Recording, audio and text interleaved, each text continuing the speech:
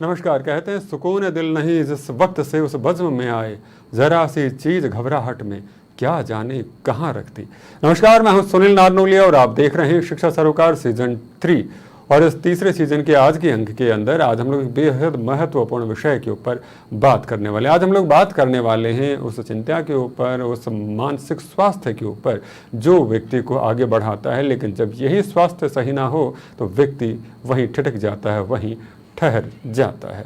तो चलिए स्वागत करते हैं हमारे आज के अतिथियों का, जो हमारा मार्गदर्शन करेंगे और हम बताएंगे कि आखिर मानसिक स्वास्थ्य का होना शारीरिक स्वास्थ्य के साथ में कितना जरूरी है। चलिए स्वागत करते हैं हमारे आज के अतिथियों का।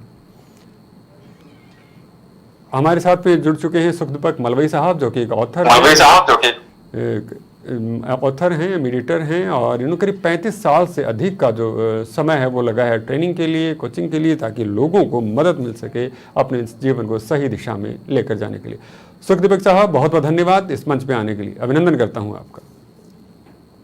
और हमारे साथ में जुड़ी हुई कुंजल वीरा जी, जो कि एक रेकी हीलर हैं, प्राणिक हीलर हैं, सुजोग बैच फ्लावर थेरेपिस्ट हैं, साथ में हिप्नोसिस एक्सपर्ट भी हैं। इसके अलावा उन्हें एंजल कार्ड जैसे और बहुत सारी जो मॉडलिटीज़ हैं उनके अंदर भी ये दक्ष हैं। कुंजल जी, आपका भी स्वागत करता हूँ इस मंच के ऊपर, अभिनंदन है। चलिए सुखदीपक साहब, पहला सवाल मैं आप ही से लेना चाहूँगा कि जब हम लोग बात कर रहे हुए एक वेलबींग की, ओवरऑल वेलबींग की बात जब कर रहे हैं, तो उसमें मानसिक स्वास्थ्य, मेंटल हेल्थ का कितना रोल होता है? क्या वो सिर्फ शारीरिक स्वास्थ्य से काम नहीं चल सकता है, या फिर मानसिक स्वास्थ्य पे अलग से ध्यान देना बेहद जरूरी हो जाता है? एक जमाना था जब लोग कहते थे कि healthy body will have a healthy mind. Okay, शरीर स्वस्थ होगा तो माइंड भी स्वस्थ होगा।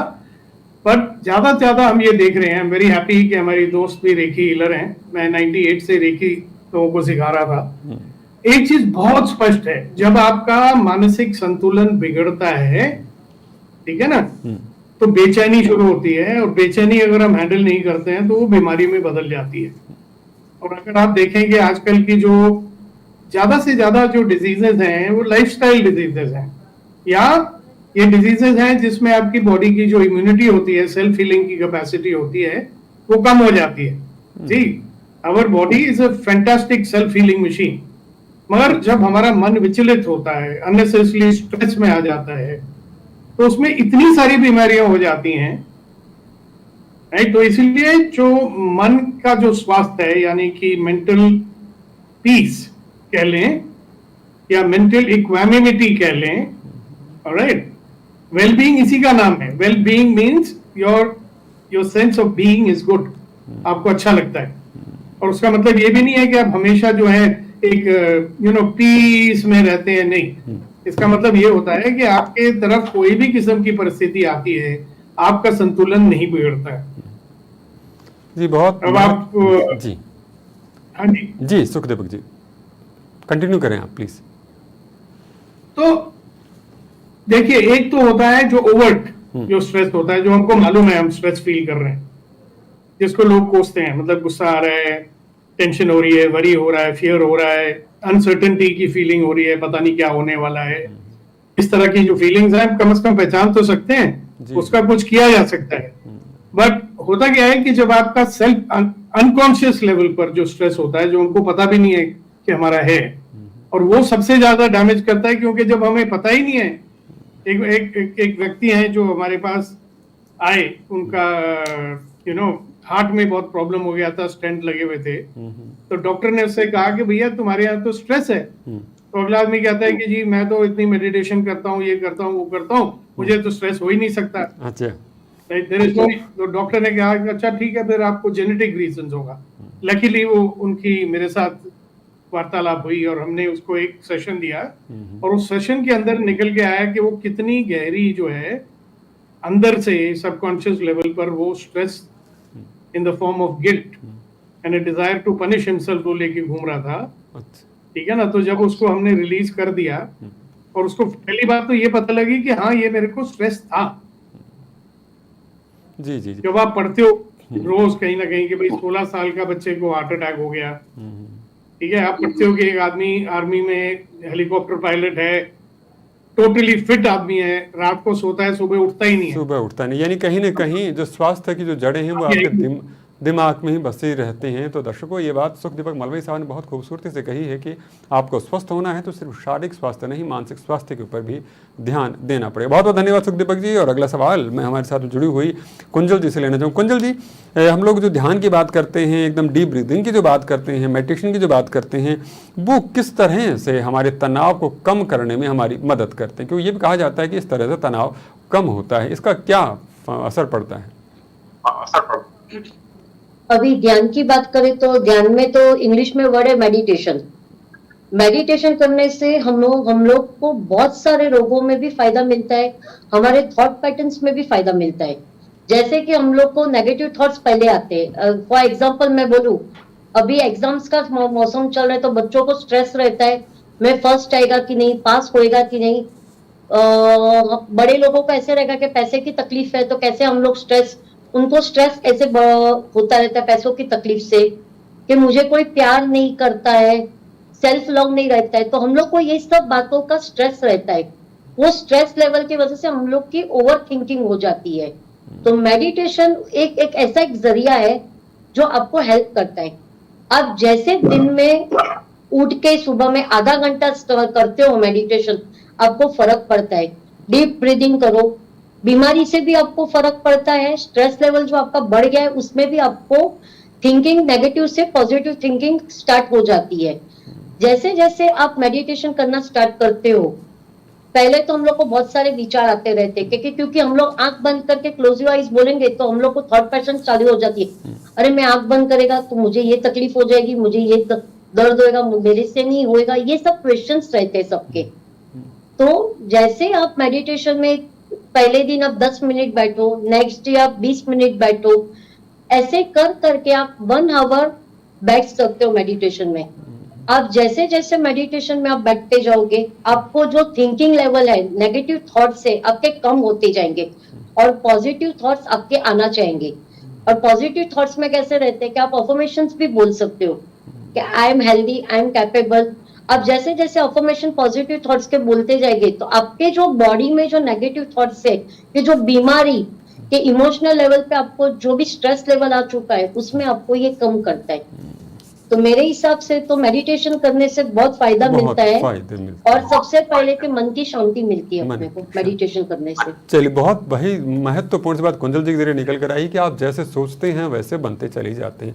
यहाँ मेडिटेशन है, ये आपकी सोच को दुरुस्त करता है और आपको दिशा में लेके जा रहा है, जिसे स्वस्थ कहते हैं, सुकून कहते हैं, शांति कहते हैं। तो अच्छा सोचना शुरू कीजिए, और मेडिटेशन आपकी बहुत अहम भूमिका निभाता है इसमें सहायता करने के अंदर, तो इस पर हमें ध्यान देना ज़रूरी है। सुखदीपक साहब, अभी स्वास्थ्य के ऊपर लेकर बात चल रही है कि स्वास्थ्य पे बड़ा प्रभाव पड़ता है, तो मैं ये भी जानना चाहूँगा, आज बहुत सारी डिजीज़ हो रखी हैं, हम देखते हैं आए दिन किसी नई बीमारी को नज़र आती है। ये नई बीमारी जो पहले सुनने में नहीं आती थी, तो क्या ये स्ट्रेस की हम लोग जो बात कर रहे हैं वो हमारे इस कारण है, वजह है, नई नई बीमारियों की इस तरह से प्रभावित कर रहा है, या फिर ये अलग चीज़ है?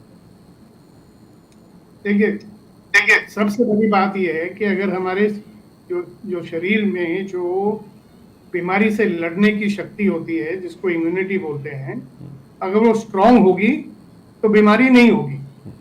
ऑलराइट, अनलेस ऑफ कोर्स अगर आपको कोई फिजिकल इंजरी हो जाए या डायरेक्ट कंटैक्ट आ जाए। कई लोग हमने देखा है कोविड में बहुत जल्दी इन्फेक्टेड हो गए थे, कई लोगों को कुछ हुआ ही नहीं। राइट, आप बोल सकते हो उनके जीन स्ट्रांग है। पर आप ये देखोगे कि जो लोग को अपना मानसिक संतुलन बनाए रखने की आदत होती है ना, क्यों होती है? Let us tell you. जो हमारा ये माइंड है ना, या तो ये प्रतिक्रिया करता रहता है या प्रतिरोध करता है, resistance and reaction and resistance करता रहता है। जब रिएक्शन करता है, and you will be surprised आप जान के कि भाई 95% ऑफ द टाइम हम रिएक्शन मोड में रहते हैं आजकल। और रिएक्शन जब होता है तो हमारे बॉडी में कुछ केमिकल्स रिलीज होते हैं जिनको फाइट एंड फ्लाइट केमिकल्स बोलते हैं, जिससे ब्लड प्रेशर बढ़ता है ताकि आप लड़ सको या भाग सको। ठीक है ना? तो वो अगर कॉन्स्टेंटली, देखिए, these are suppose to be release जब आप एक्सट्रीम डेंजर में होते हैं। अब लोग जब स्ट्रेस लेते हैं अपने ऊपर, हमेशा ये केमिकल्स रिलीज हो रहे हैं और ये बड़े करोसिव केमिकल्स होते हैं, तो जिनसे कि ये lifestyle diseases like diabetes, cholesterol, heart disease, piles और काफी अन्य डिजीजेस हो जाती हैं इसकी वजह से। रिएक्शन रेजिस्टेंस क्या होता है? एक हो रही है और मैं उसका मन ही मन में प्रतिरोध कर रहा हूँ। सबसे ज्यादा स्ट्रेस हमारे को प्रतिरोध करने से होती है। अच्छा। जैसे अगर मेरे को गुस्सा आ रहा है और मैं अपने खुद के गुस्से को रेजिस्ट कर रहा हूँ, ठीक है, उसको मैं दबा लूंगा, पर जब मैं दबाऊंगा किसी भावना को, वो और ज्यादा स्ट्रेस क्रिएट करेगा। ठीक है ना? अब मैं तो इतने सालों से विपश्यना मेडिटेशन कर रहा हूँ, बहुत लोगों को जानता हूँ जो करते हैं, हीलिंग्स भी करते हैं, बट क्या होता है कि कई बार जो ये म्यूजिक बेस्ड मेडिटेशंस होती हैं, वो सुपरफिशियल लेवल पे आपको एक सुकून दिला देती हैं। ठीक है ना? तो बड़ी अच्छी बात है, चलो कुछ तो सुकून मिला, कुछ तो सुकून। बट क्या होता है कि अंदर जो सप्रेस्ड जो आपकी स्ट्रेस है, उसको ऊपर आके डिसअपियर नहीं होती है। जी जी। ऑलराइट? जी जी, बहुत तो जी जी जी। चीज ऐसी भी है प्रैक्टिस करते हैं, जिससे क्या होता है कि अंदर ही अंदर से जो आपको पता भी नहीं है, जो व्हाट शैल आई से, जो उसका बीज होता है आपके स्ट्रेस का, उसको बाहर निकाल के उसको गायब करने की आवश्यकता है आज की डेट में। तो अगर हम वो ना करें, अगर हम रिएक्शन ही करते रहें या रेजिस्टेंस करते रहें, हम रियलाइज भी नहीं करेंगे ये हो रहा है। देखिए कितने लोग हमारे जो हैं टोटली सेडेंटरी ऑक्यूपेशंस में, ऑफिस में काम करते हैं, कोई पेड़ भावड़ा नहीं चला रहे हैं, कोई फिजिकल लेबर नहीं कर रहे हैं, शाम को उनको थकावट क्यों होती है? मानसिक दबाव की वजह से इसलिए होती है कि सारा दिन वो किसी ना किसी चीज से या तो रिएक्ट कर रहे हैं या रेजिस्ट कर रहे हैं, उसमें बहुत ज्यादा एनर्जी जाती है। That is the cause. अच्छा, अब जब ये स्ट्रेस होती है या सेपरेशन होती है, आपकी जो बॉडी की हीलिंग कैपेसिटी है, या क्या बोले इसको, इम्यूनिटी है, वो कम होती जाती है ना। आपने देखा होगा छोटी सी बात, जो आदमी बीमार होता है कितना इरिटेबल होता है। जी जी बिल्कुल जी, होता है ना? जी बिल्कुल बिल्कुल। Direct connection between the mind and the body and his actions वो नजर आते हैं बड़े क्लियरली। तो जरूरत है, अब जैसे आई एम वेरी हैप्पी कि मैडम ने बताया कि बच्चों को कितना स्ट्रेस होता है आज के जमाने में। कितने बच्चे हैं अननेसेसरी, उनके पेरेंट्स स्ट्रेस में होते हैं, बच्चा स्ट्रेस में होता है, परफॉर्मेंस प्रेशर और स्ट्रेस की वजह से उसकी जो कंसंट्रेशन होती है वो भी कम हो जाती है, और डर की वजह से जो उसको आता है वो भी भूल जाता है।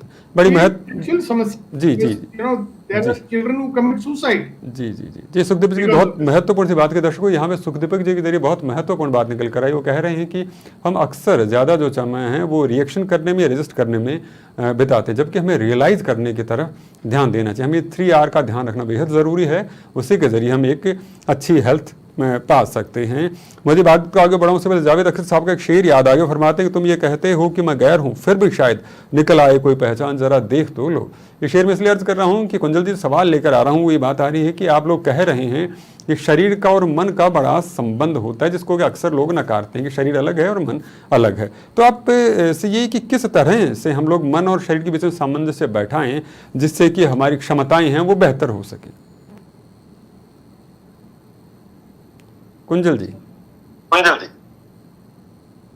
जो हम सोचते हैं वही हमारे मन में रहता है और वही हमारे दिमाग में आता है जी। अभी फॉर एग्जांपल मैं नेगेटिव थॉट्स करती हूँ तो मुझे आजू बाजू मेरे सारे नेगेटिव थॉट्स ही आएंगे।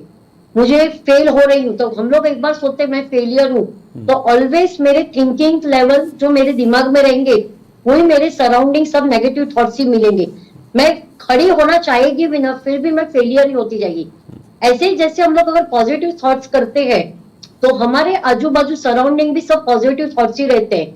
अगर नेगेटिव थॉट से आप जितने सराउंडिंग अपने बाजू रखेंगे तो आपका एक तो स्ट्रेस लेवल बढ़ता है और एंजाइटी बहुत होती है, नींद नहीं आती है, बीपी की प्रॉब्लम्स हो जाती है, और फिर आप डॉक्टर के पास जाके बीपी की गोलियां खाते हो, फिर बोलते मुझे ये बीमारी हुई है, मुझे वो बीमारी हुई। लेकिन सबसे ज्यादा थिंकिंग है कि अपना माइंड को पॉजिटिव थिंक करो। अभी मैं सबको पता है कि भैया जिस चीज में मैं अपना ध्यान केंद्रित करूंगा वही रिजल्ट आएगा, मालूम सब कुछ है जी, मगर ये बिल्कुल एब्सोल्युटली क्या बोलते हैं उसको, लाचार है। सो 2 स्टेप है बहुत पहले से। अगर हम अपने, मैंने एटलीस्ट मेरे 3 बेटे हैं उनको यही सिखाया है कि ध्यान वहां पे केंद्रित करो जहां पे संभावना नजर आए, ध्यान वहां पे केंद्रित करो जहां पे रिजल्ट आए जी। पास होऊंगा या नहीं उस पर दिमाग मत वेस्ट करो। सीखने पर ध्यान लगाओ, उसको एंजॉय करके सीखने में ध्यान लगाओ। और करते हैं बच्चे ऐसा नहीं, बिल्कुल। और जो करते हैं ये मार्क्स भी अच्छे आते हैं और टेंशन में भी नहीं रहते। जी जी, बिल्कुल सही कहा आपने कि बिल्कुल सही कह रहे हैं आप कि लोग कह ज़्यादा रहे होते हैं, एक्सप्रेस ज़्यादा कर रहे हैं, जबकि उसका समाधान उसे ढूंढना चाहिए। कुंजल जी, मैं इसी बात को थोड़ा सा आगे बढ़ाते हुए आपकी तरफ लेके आना चाहूँगा। आप बहुत सारी मॉडलिटीज़ में दक्ष हैं, जैसे हम हिप्नोथेरेपिस्ट की बात करें, माइंडफुलनेस की बात करें, मेडिटेशन की बात करें, तो इनको लेके थोड़ा सा हमें बताएं कि ये डिप्रेशन की बात करें, जो वरिंग है उसको लेकर कम करने में किस तरह से मदद कर सकती है। डिप्रेशन और इसके लिए हिप्नोसिस थेरेपी बहुत अच्छी है। आप हिप्नोसिस में सेल्फ हिप्नोसिस करवा सकते हो। जो भी हिप्नोसिस थेरेपिस्ट सिखाते हैं आप उनके पास जाके सेल्फ हिप्नोसिस करवा सकते हो, उससे आपको फर्क पड़ता है। उसके क्योंकि उसमें अफर्मेशन जो भी आपको ट्रिगर है वो ट्रिगर निकाल के अफर्मेशन डालेंगे। सेकंड है बाग फ्लावर रेमेडी। बाग फ्लावर रेमेडी ऐसे कि जो नेचुरल फ्लावर्स है उसके अग से बनाई जाती है, जैसे कि हॉली है, वॉलनट्स है, एग्रीमोनी है, ये सब अलग अलग बाग फ्लावर के एक एसेंस है।